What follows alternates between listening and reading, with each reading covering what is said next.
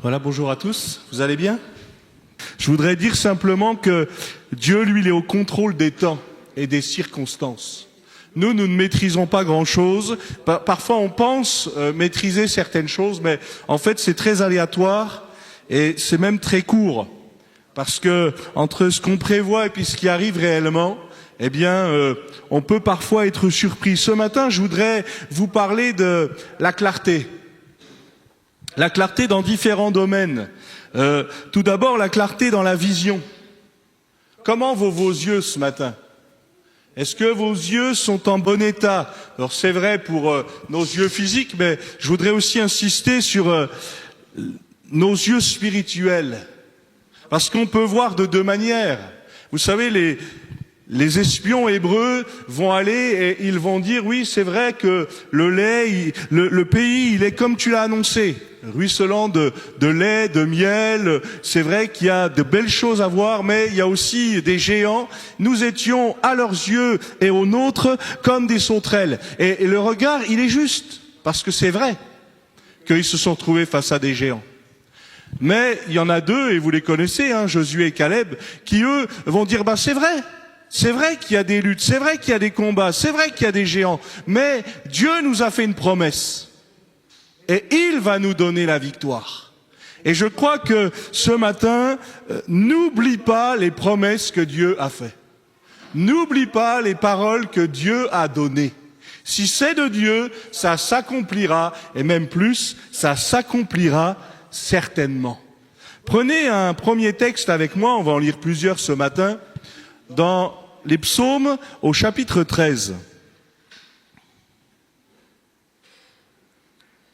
Notre vision, elle peut être parfois floue, parfois étriquée, parfois tronquée. On peut parfois même avoir une absence de vision. J'en profite aussi pour vous donner ce sujet de prière. Dieu voulant, vendredi, notre sœur Yvette se fait opérer et des yeux. Alors vous connaissez tout le contexte. Donc si on peut penser à elle aussi dans la prière, eh bien ça lui fera du bien.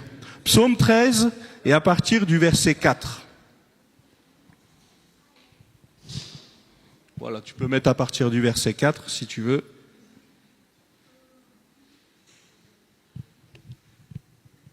Hop, vas-y, je te laisse mettre à partir du verset 4. Vas-y, juste au-dessus. Ouais, merci. Voilà, ça commence avec ces paroles. Regarde, réponds-moi, Éternel mon Dieu. Et ça peut être la prière de quelqu'un ce matin, mais ça peut être la prière pour chacun d'entre nous. Donne à mes yeux la clarté, afin que je ne m'endorme pas du sommeil de la mort, afin que mon ennemi ne dise pas « je l'ai vaincu », et que mes adversaires ne se réjouissent pas si je chancelle. Moi, j'ai confiance en ta bonté. J'ai de l'allégresse dans le cœur à cause de ton salut. Je chante à l'Éternel car il m'a fait du bien. Amen. Voilà un premier texte que je partage avec vous et cette prière du psalmiste, réponds-moi Éternel, donne à mes yeux la clarté. Donne-moi la bonne vision. Donne-moi de voir comme toi tu vois. Donne-moi de considérer les choses et peut-être les personnes, les gens que tu as placés autour de moi comme toi tu les vois. Parfois, humainement, on le sait. Le constat, il est terrible. Parfois, je pense en particulier à tous ceux qui sont malades, cliniquement, le constat, il est terrible. Il est honnête, mais il est terrible. Mais après, quand je vois avec les yeux de la foi, eh bien là, je peux me dire, oui, le constat, il est peut-être terrible, mais si Dieu intervient, Dieu peut ramener la paix. Dieu peut ramener le secours. Dieu peut t'amener une vraie vision. Comment va ta vision ce matin? Est-ce que tu considères ta vie, les circonstances, soit à ton propre regard ou au regard de Dieu? Est-ce que tu crois que Dieu est capable encore de faire quelque chose pour ta vie? Parce que parfois, faut admettre qu'il est plus facile d'aller voir quelqu'un et de lui dire « Dieu peut te guérir, Dieu peut te bénir, Dieu peut te délivrer », et quand on le dit, on le croit, que de se le dire à soi-même. Je me souviens de cette dame à qui je disais un jour, on discutait de sa situation, et je lui ai dit, écoute, je te donne un conseil. Chaque matin, quand tu te places devant le miroir, tu diras ces paroles, je te loue, Père, de ce que je suis une créature si merveilleuse. Et je dis, ne dis pas ça pour t'enorgueillir, et d'ailleurs, David ne l'a pas dit pour ça. Il l'a dit pourquoi? Parce qu'il se rappelait de son Créateur. Et ce matin, rappelle-toi de ton Créateur. Ton Créateur ne t'a pas oublié. Oui, donne à mes yeux la clarté. Donne à mes yeux la clarté, on peut parler de physique, on peut parler de spirituel, mais donne à mes yeux la clarté dans telle ou telle situation. Dans telle ou telle situation où ça paraît tellement flou, où je vois rien, où le peu que je vois, c'est même catastrophique. Combien d'entre nous, on est rentré un jour dans une église et peut-être qu'en nous voyant, les gens ont dit « Ah, avec lui, avec elle, il y aura tellement de boulot. » Et c'était vrai. Mais le Seigneur a posé sa main. Moi, je me souviens encore de cette dame qui est sortie de dépression de longue durée, et un jour, des amis qui la connaissaient avant, et qui la connaissaient dans sa dépression et dans sa difficulté, sont venus au culte, qui se sont assis à quelques mètres d'elle, vraiment pas loin, et à la fin, l'ami me dit, mais qui c'est cette dame-là, qui chante, qui loue l'Éternel? Et quand je lui ai dit, il me dit, mais je te crois pas. Ce n'est plus la dame que je connaissais. Et si ça pouvait arriver à toi? Et si, dans ta situation, et même en cet instant, parce que, oui, nous, on prend du temps pour Dieu, mais Dieu prend du temps pour nous. Dieu était capable de changer toute chose. Dieu change le mal en bien.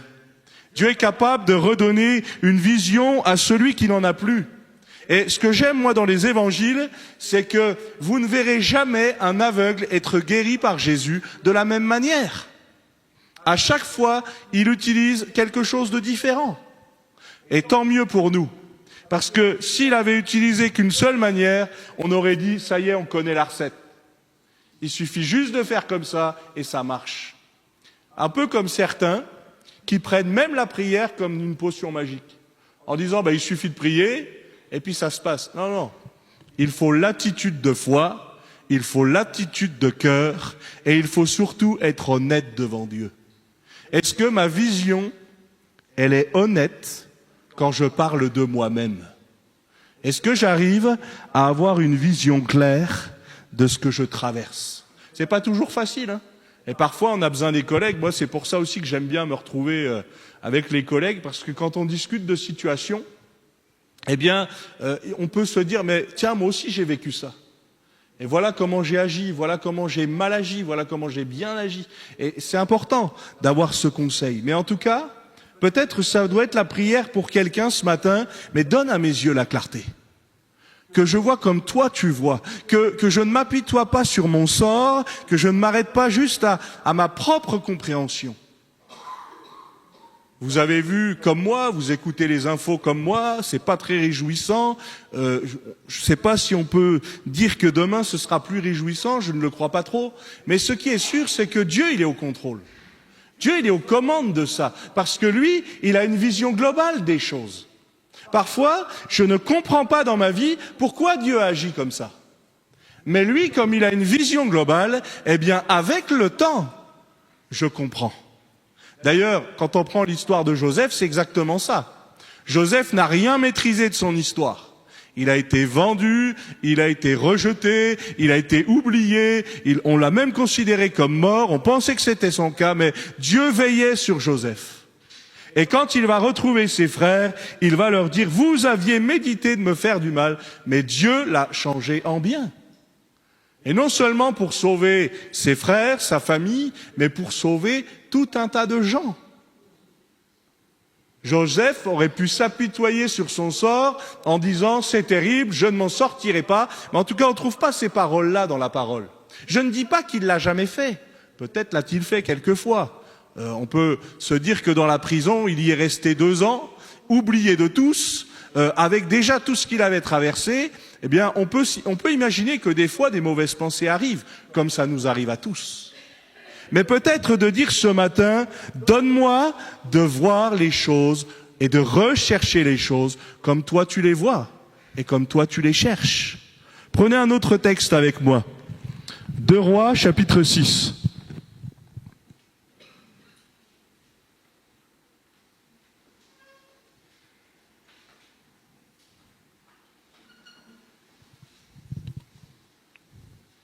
Deux Rois, chapitre 6, et on lira à partir du verset 15.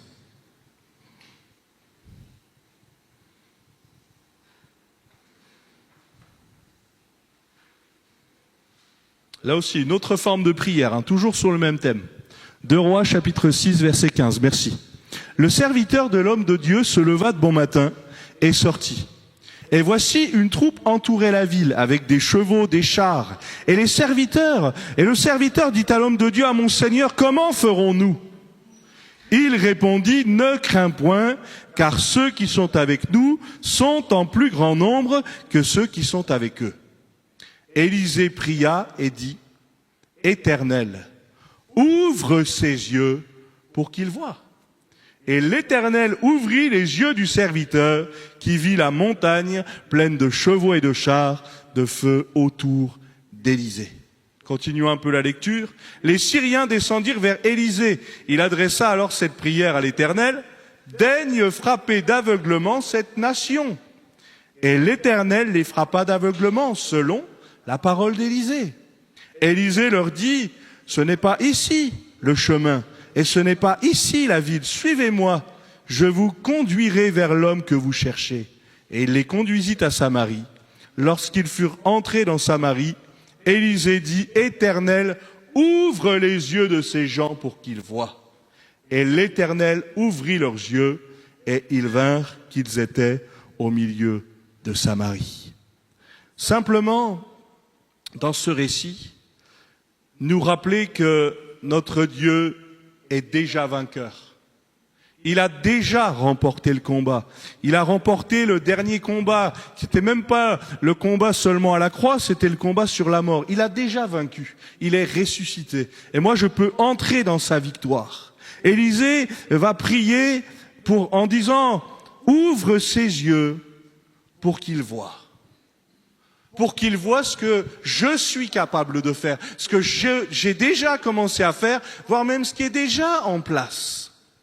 Quand je vous parle de notion de miracle, frères et sœurs, c'est quoi pour vous un miracle? Alors là, c'est une question rhétorique, je donne la suite.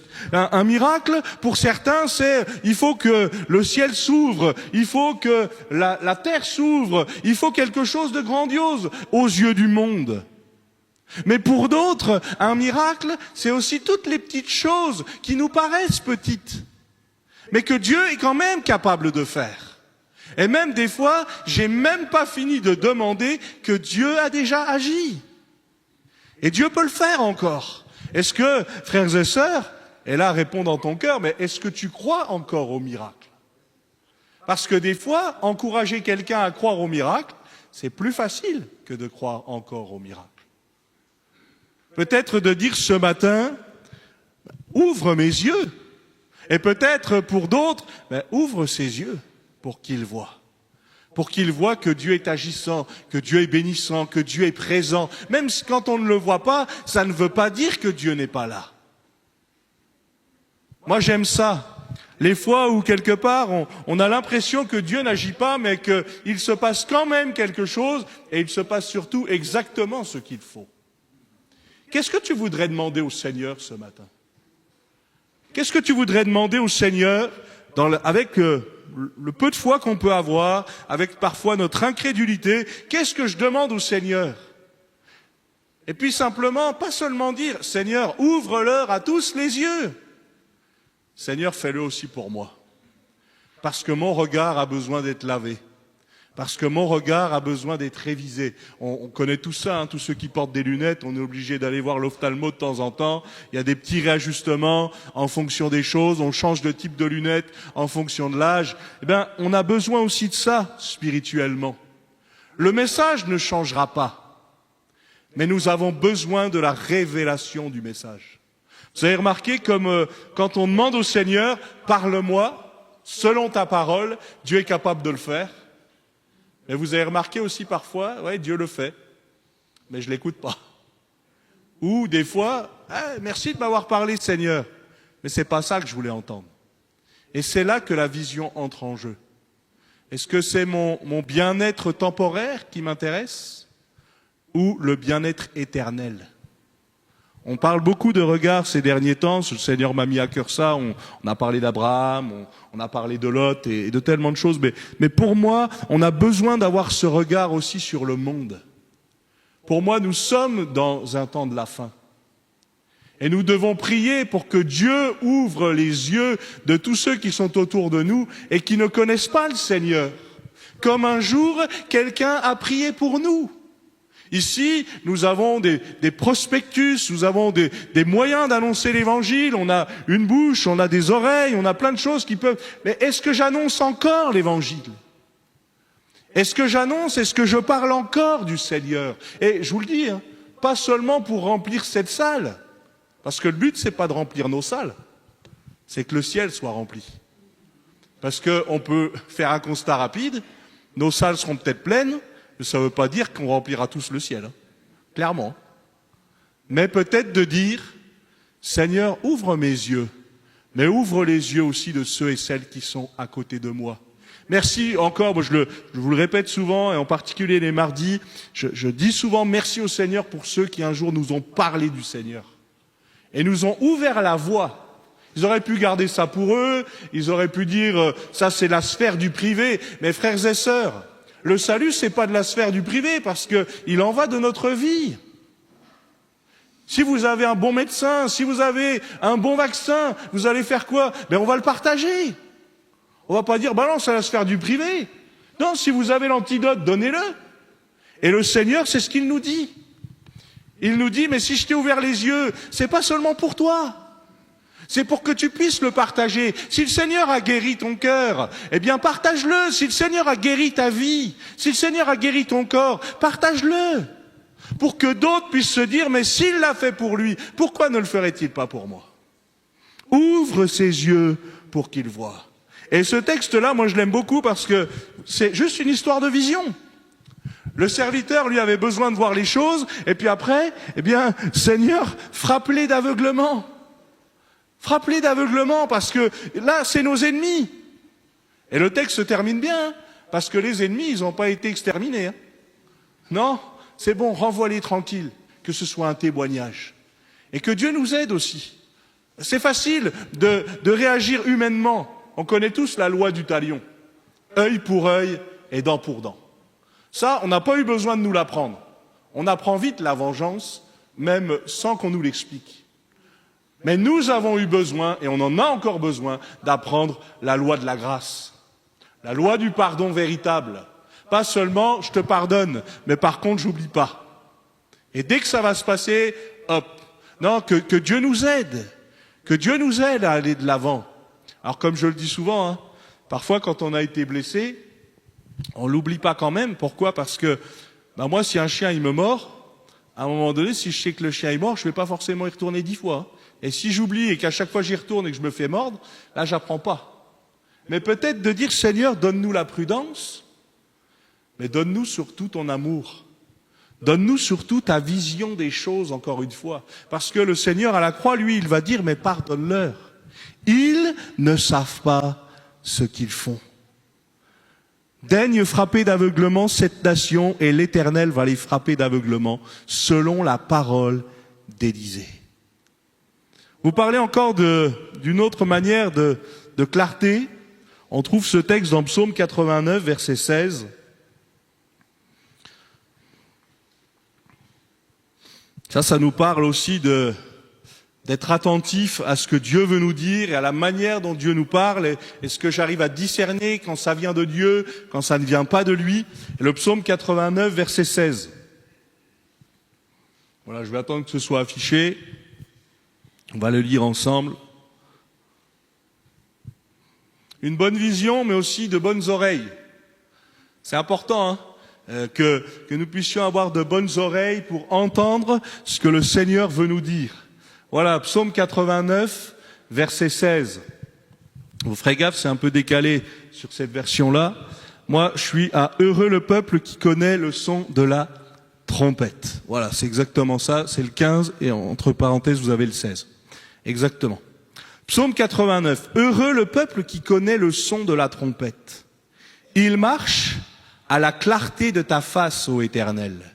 Il se réjouit sans cesse de ton nom. Et il se glorifie de ta justice. Car tu es la gloire de sa puissance. C'est ta faveur qui relève notre force. Car l'Éternel est notre bouclier. Le Saint d'Israël est notre roi. Heureux le peuple qui connaît le son de la trompette. Pour ceux et celles qui sont des lecteurs assidus de la parole de Dieu, ça doit vous parler, ça. La trompette.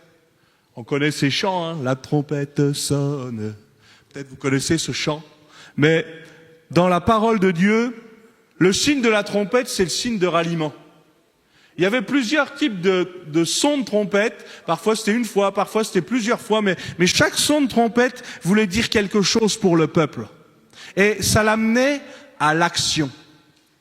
Et moi, parfois, eh bien, on peut entendre tout un tas de sons qui sont pas forcément conformes à la parole de Dieu. Ça peut ressembler à la parole de Dieu, mais ça peut ne pas l'être. Rappelons-nous ce que le diable fait. Le diable se déguise en ange de lumière pour essayer d'en attirer un maximum avec lui. Il fait comme, mais il n'est pas Dieu. Quelqu'un dira peut-être, mais est-ce que le diable c'est l'égal de Dieu en mal? Pas du tout. Le diable a déjà perdu, il est soumis à Dieu, il peut faire des choses, mais les seules choses qu'il peut faire, c'est ce que Dieu lui permet de faire. Si Dieu disait stop, ce serait fini. Le diable, c'est quelqu'un qui s'est rebellé, qui connaît déjà sa fin, il est déjà perdu, et il veut en attirer le maximum avec lui. Mais il y a aussi l'idée de connaître le son de la trompette. Est-ce que je reconnais quand Dieu m'appelle? Est-ce que j'entends encore sa voix? On parlera peut-être de Samuel dans quelques minutes. Mais Samuel, lui, quand il va entendre la voix de Dieu lui parler, il va pas la reconnaître. Mais c'est normal parce que c'est la première fois qu'il l'entend. Donc lui, on peut comprendre. Mais nous, frères et sœurs, qui êtes des lecteurs assidus, qui sommes des lecteurs assidus de la parole, eh bien, on doit apprendre à connaître le son de la trompette. Je me souviens d'une fois où je dors pas beaucoup, j'ai pas besoin de beaucoup de sommeil, mais je me réveille et puis j'ai à cœur un frère. Et je me réveille et ça continue et je me dis bon, je vais passer mon temps de culte et je vois que le nom de ce frère, ça continue. Et là, je m'arrête à un moment donné puis je dis bon allez, je prends du temps pour prier pour lui. Et je prends le temps de prier pour lui, mais je sais pas pourquoi. J'ai juste le frère à cœur. Et à peine j'ai fini ma prière que mon téléphone sonne. Et c'était ce frère, en plein milieu de la nuit. Et il me dit, Pierre, je crois que tu es en train de prier pour moi. Et oui, je lui ai dit oui, je ne sais pas pourquoi. Je prie pour toi, mais je prie pour toi parce que Dieu me l'a mis à cœur. Et ce frère, il m'a pas tout de suite dit les choses. Mais après, il m'a raconté pourquoi. Et en fait, quand il me l'a raconté, moi je lui ai dit ce que j'avais dit dans ma prière. Eh ben, vous savez quoi? C'est exactement les mots qu'il fallait. Et je dis pas que c'est moi, je dis que c'est Dieu. C'est Dieu qui a conduit les choses. Est-ce que je me laisse interpeller? Est-ce que, quand Dieu me met à cœur, je ne remets pas à plus tard? Et ça peut arriver, hein, moi je l'ai vécu. Hein. Parfois j'ai remis à plus tard et je l'ai regretté et je le regrette encore. Mais peut-être que Dieu a certains sons qu'il fait résonner dans notre cœur et on a besoin de ne pas laisser passer ce temps-là. Peut-être un son pour réformer nos voix, peut-être un son pour se tenir attentif, parce que bientôt, oui, le Seigneur reviendra. Et il faut être prêt, parce que il viendra à un moment où même le monde ne l'attendra plus. Il viendra comme un voleur dans la nuit.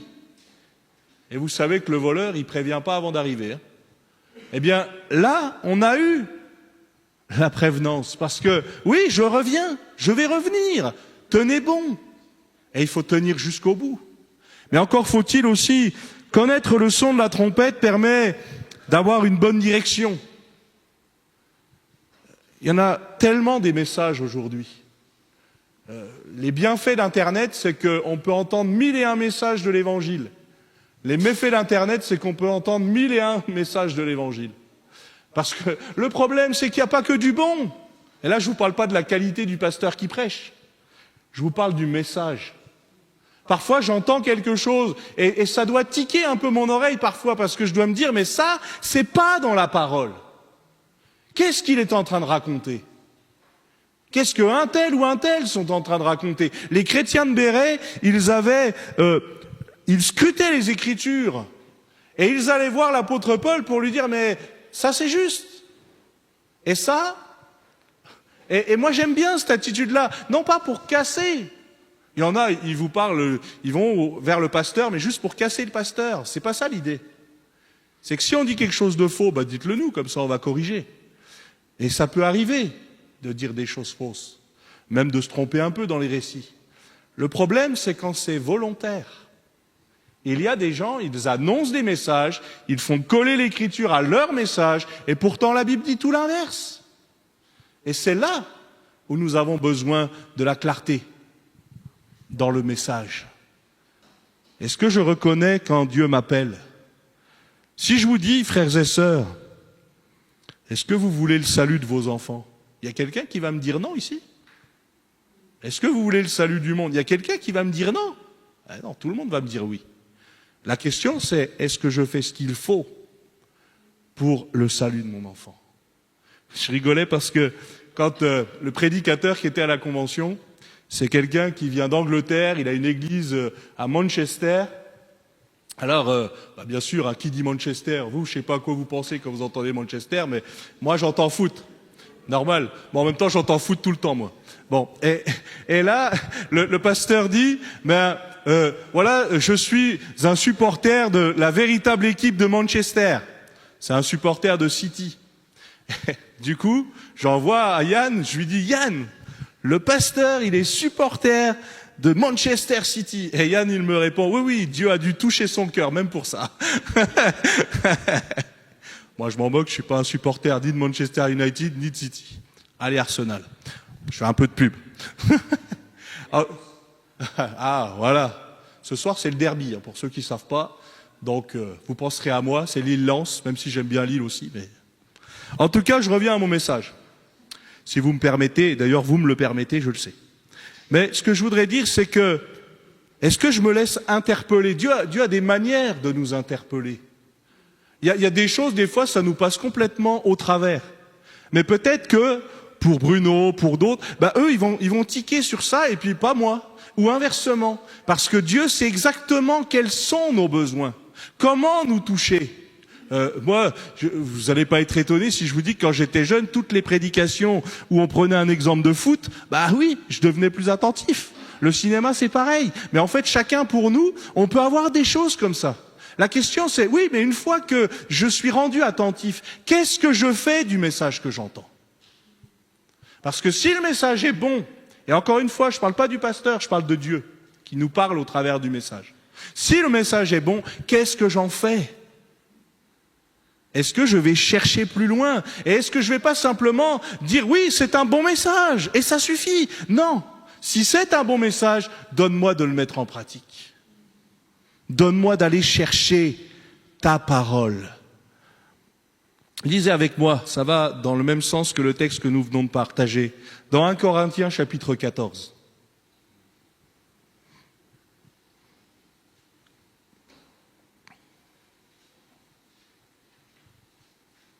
1 Corinthiens chapitre 14 au verset 6.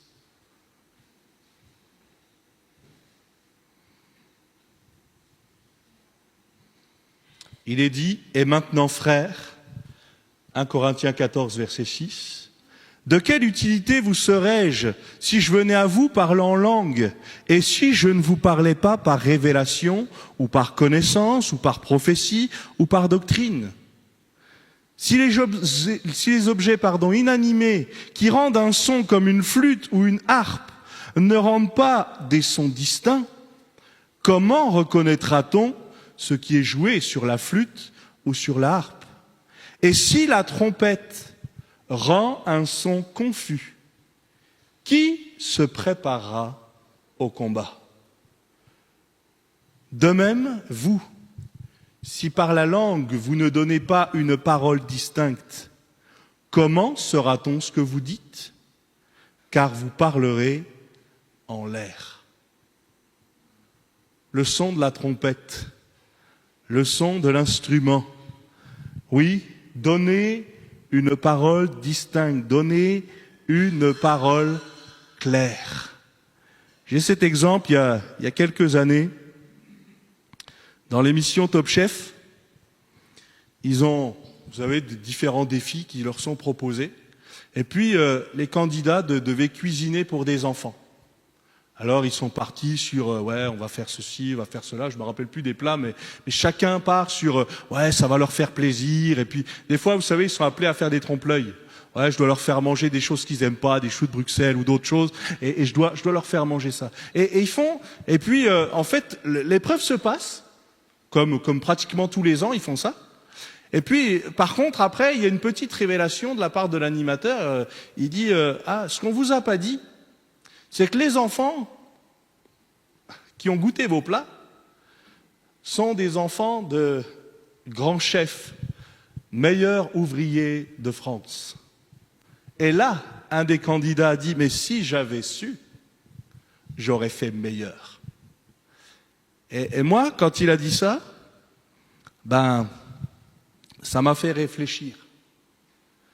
Est-ce que je fais mieux quand je sais qu'il y a un tel ou un tel, alors qu'en fait, des fois, je n'ai qu'à pas oublier que Dieu est là et que je dois lui donner le meilleur. Je ne dois pas simplement lui donner les restes ou ce qu'il me semble bon, mais je dois lui donner le meilleur. Et moi, j'ai aimé cette réflexion, non pas ce que la personne a dit, mais est-ce que moi, parfois, je fais pas comme ça? En me disant, tiens, s'il y avait eu un tel ou un tel, j'aurais peut-être agi différemment. J'aurais peut-être parlé différemment. J'aurais peut-être fait différemment. Que Dieu nous aide à être francs, à être honnêtes. Un jour, à Romilly, j'étais en train de prêcher et j'ai vu un homme rentrer dans le fond de l'église. Et puis, cet homme-là, moi, je le connaissais bien, c'était mon voisin. Je le vois rentrer et je me suis arrêté pour le message et j'ai dit, vous savez quoi, vous voulez savoir quelque chose sur moi? Allez lui demander à lui. Lui, il me connaît mieux que n'importe qui. Parce que lui, il me voit dans mon jardin, il me voit dans des situations, il m'entend parler. Je dis, allez lui demander des dossiers. Il doit en avoir, lui. Bon, j'en avais sur lui aussi. Hein. Mais ce que je veux dire, c'est que si je veux honorer Dieu, je dois honorer Dieu partout. Et c'est pas toujours facile. Dans nos paroles, dans nos pensées, dans nos manières de faire. Et que Dieu nous aide. Parfois, il faut réapprendre à demander pardon. Parce que Seigneur, j'ai pas demandé et j'ai pas fait comme tu voulais. J'ai pas fait de la bonne manière. Que Dieu nous aide à avoir, c'est vrai, cette clarté, cette netteté dans notre manière d'être. Et je termine avec aussi ce récit, je vous le fais pas lire, ce serait trop long, mais je vous ai dit qu'on parlerait de Samuel. Samuel, il avait jamais entendu la parole parce que la parole était rare en ces temps-là. Mais par contre, le prophète, lui, Élie, il l'entendait avant la parole. Mais là, il nous est dit que Élie, il commençait à avoir les yeux troubles. Il ne pouvait plus voir. La lampe de Dieu, elle n'était pas encore éteinte. Samuel, il va être couché dans le temple et il va être appelé par Dieu. Samuel ne connaissait pas encore la parole. Et moi, j'aime ça, c'est l'Éternel appela de nouveau Samuel pour la 3e fois et Samuel se leva vers Élie et dit, me voici car tu m'as appelé. Et Élie comprit que c'était l'Éternel qui appelait l'enfant. Avant Élie, il lui aurait pas fallu 3 fois. Avant, il aurait compris tout de suite. Mais là, enfin, au bout de la 3e fois, il comprend que Dieu est en train de se révéler. Et Élie, avec le temps, il était devenu aveugle, il était devenu sourd. Alors, il y a l'âge, qu'on peut comprendre, mais moi, je vous parle d'une manière spirituelle. Parfois, je peux devenir un peu sourd, un peu aveugle. Je peux oublier. Et heureusement que Dieu parle encore à des Samuel et à d'autres. Parce que on voit que après tellement de temps de silence, Dieu a parlé à Samuel. Et j'aime ça parce qu'il nous est dit dans la parole, Samuel grandissait, l'Éternel était avec lui, il ne laissa tomber à terre aucune de ses paroles. Et c'est un texte qui pour moi me parle beaucoup parce que suivant la version que vous lisez de la parole de Dieu, vous avez Samuel qui ne laisse tomber aucune des paroles qui vient de Dieu, mais vous avez aussi l'inverse. Vous avez aussi Dieu qui ne laisse tomber aucune des paroles que Samuel lui adresse. Est-ce que j'ai toujours un dialogue avec mon Dieu? Est-ce que je lui parle toujours? Parfois, vous savez, le manque de clarté, le manque de vision nous fait choisir les mauvais choix. Pourquoi? Parce que des fois, on ne demande même pas. Et je termine avec ce dernier exemple. Après la grande victoire remportée par le peuple d'Israël sur Jéricho, ils ont suivi les consignes, ils ont obéi, ils ont fait ce qu'il fallait. Eh bien, il y a cette petite ville d'Aï. Et Aï, on sait pourquoi ils n'ont pas gagné. Hein. Il y a le péché d'Acan, il y a tout ça. Mais il y a une chose avant qu'ils auraient dû faire et qu'ils n'ont pas fait. Ils l'ont fait pour Jéricho, ils ne l'ont pas fait pour Aï. À aucun moment dans cette histoire, vous ne voyez le peuple d'Israël, Josué en premier, demander son avis à Dieu. Est-ce qu'on doit y aller? Comment on doit y aller? Non, ils se sont dit, mais ils ne sont pas nombreux. On ne va pas envoyer tout le peuple. Ça va être facile. Comme toutes les fois où on est dans une situation et on se dit, ouais, c'est gagné d'avance. Hier, j'étais frustré. On a rencontré une équipe avec l'équipe de Yann. On perdait 2-0, ils remontent, on gagne 4-2, et on s'est dit, tranquille, la deuxième mi-temps. Et à la fin, ça se termine en 4-4, et on aurait pu perdre en plus. Mais je me suis dit, mais c'est pas possible. Comment on a pu croire que c'était trop facile? Alors que eux, ils ont donné tout ce qu'il fallait pour pouvoir remonter. Que Dieu nous aide à être honnêtes dans notre manière d'être, dans notre manière de faire. Et peut-être quelqu'un a besoin de cette clarté, de cette netteté, de retrouver, d'être attentif à ce que Dieu veut. Je peux voir les choses comme je le veux, mais le plus important, c'est de les voir comme Dieu veut. Est-ce que je suis dans la vision de Dieu pour ma vie? Est-ce que mes oreilles sont attentives et comme doivent l'être celles du disciple? Est-ce que j'arrive à me placer devant Dieu et à dire, Seigneur, si tu veux bousculer mes plans, fais-le. Parce que nous savons que ses plans à lui, ils sont parfaits. Nous, nos plans à nous, ils sont limités dans ce qu'on sait, dans ce qu'on peut et dans ce qu'on connaît. Mais lui, il connaît toutes choses. Dieu a voulu que tu sois là. Dieu a voulu que tu sois dans ce monde. Dieu a voulu que tu sois dans cette assemblée. Dieu a voulu que tu entendes parler de l'Évangile d'une telle manière ou de telle autre manière. La question, c'est, après que lui ait mis tout en place pour qu'on en soit là aujourd'hui où on en est, quelle va être ta réaction? Est-ce que tu vas oser dire au Seigneur, oui, soit ma vision, soit mon chant? Est-ce que tu vas dire au Seigneur, prends les rênes, moi je veux voir comme tu vois, je veux entendre comme tu entends, et je veux te laisser agir comme tu veux, parce que tu es le maître des temps et des circonstances. Est-ce qu'on peut baisser nos têtes et fermer nos yeux un instant? Te remercions, Seigneur, parce que tu es le fidèle et le véritable. Nous te remercions parce que, c'est vrai, c'est toi qui es venu éclairer nos yeux. Nous étions dans un monde de ténèbres, nous étions perdus. Mais toi, Seigneur, tu es venu nous redonner la vue. Toi, tu es venu nous donner un avenir fait d'espérance. Merci de ce que nous pouvons toujours compter sur toi. Merci de ce que nous pouvons toujours nous appuyer sur toi. Viens, Seigneur, renouvelle notre vision, renouvelle notre foi, renouvelle notre confiance en toi. Et Seigneur, que nous puissions te faire confiance malgré les luttes, malgré les combats, malgré les difficultés, et pas seulement quand il nous paraît bon de te faire confiance, mais à chaque instant de chaque jour. Merci Seigneur pour ce que tu fais au milieu de nous. Merci pour ce que tu fais en nous. C'est vrai, c'est une joie d'avoir pu entendre Bruno nous conduire dans la louange ce matin. Seigneur, il y a quelques mois, on était loin d'imaginer ça. Mais Seigneur, c'est pareil pour chacun d'entre nous. Merci de nous avoir maintenus en vie. Merci de nous garder, de nous protéger. Donne-nous de te voir et de voir ce qui nous entoure avec les yeux de la foi. Garde-nous dans ta paix et dans ta confiance. Merci pour ce que tu as fait hier, merci pour ce que tu fais aujourd'hui et merci pour ce que tu feras demain.